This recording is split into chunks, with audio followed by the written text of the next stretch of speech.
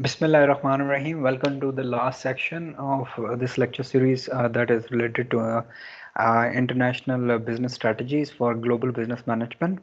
And I stopped the previous section while discussing the local responsiveness pressure on international firms. Let's try to understand what we mean by local responsiveness. The very first point we have to consider is that there is a difference between taste and preferences of consumers who are residing in different countries. When consumer taste and preference differ significantly between countries, firms face strong pressure for local responsiveness. It means that firms have to customize their products and services according to the taste and preference of the market in which they are going to enter. And at the same time, differences in infrastructure and traditional practices of the businesses or market where they want to enter. When there are differences in infrastructure and or traditional practices between countries, and pressure for local responsiveness also emerges. Okay, the next local responsiveness pressure is due to the distribution channels which exist within a country. A firm's marketing strategies may be influenced by difference in distribution channels between different countries. Likewise, there can be a mechanism, there can be a different mechanism existing in Asian countries as compared to European or African countries. So wherever you're moving your business, you have to understand the distribution differences do exist in different countries. Then fourth local responsiveness pressure on your firm will be from government demands, economic and political demands imposed by host country. Governments may necessitate a degree of local responsiveness which you have to respect if you are entering in a country, so you have to respect their government's demands with reference to economic and political demands which are imposed on foreign businesses. Now comes the question, out of four strategies, which strategy you are going to use to reduce these cost reduction and local responsiveness pressures on your firm. One of them is global standardization, second one is localization, then you have an option of transactional, and last but not least you can go international. Let's see one by one. Global standardization strategy includes focuses on increasing profitability and profit growth by reaping the cost reduction that comes from economies of scale, learning effects, and location economies. The goal is to pursue a low cost strategy on a global scale. Makes sense when there are strong pressures for cost reductions and demands for local responsiveness are minimum. When does a localization strategy make sense? A localization strategy focus on increasingly profitability by customizing the firms and goods services so that they provide a good match to taste and preferences in different national markets. It makes sense when there are substantial differences across nations with regard to consumer taste and preferences, and where cost pressures are not too intense, then a firm can go for localization strategy.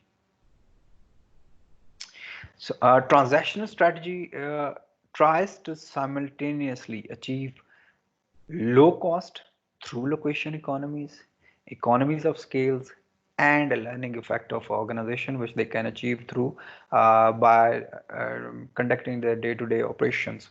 Differentiate the product offerings across geographic markets to account for local differences and foster a multi-directional flow of skills between different subsidiaries. Transitional strategies make sense when there are both high cost pressures and high pressure for local responsiveness. That was form C according to that graph what we have studied in last part of this lecture. International strategy involves taking products first produced for the domestic market and then selling them internationally with only minimal local customizations. It makes sense when there are low cost pressures and low pressure for local responsiveness. Now we have to understand what will be the choice of strategic static. As competition increases, international and localization strategies become less viable.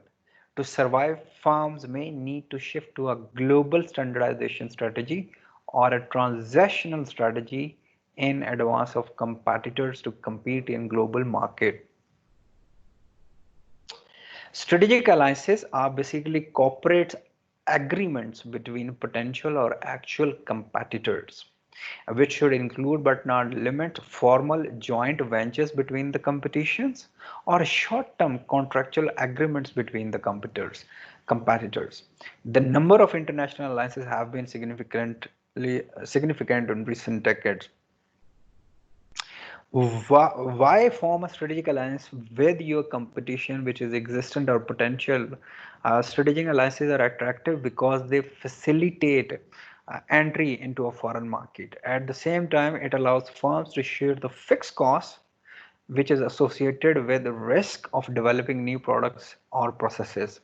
At the same time, it brings the joint venture related companies together complementary skills and assets that neither partner could easily develop on its own. And it can help establish technological standards for the industry that will benefit the firms who are part of strategic alliance. What can be the possible disadvantages of strategic alliances? Can give competitors low cost routes to new technology and markets. Unless a firm is careful, it can give away more in a strategic alliance than it receives backs from competition. So how can firms increase the success of their alliances on strategic alliances or partnership or joint ventures?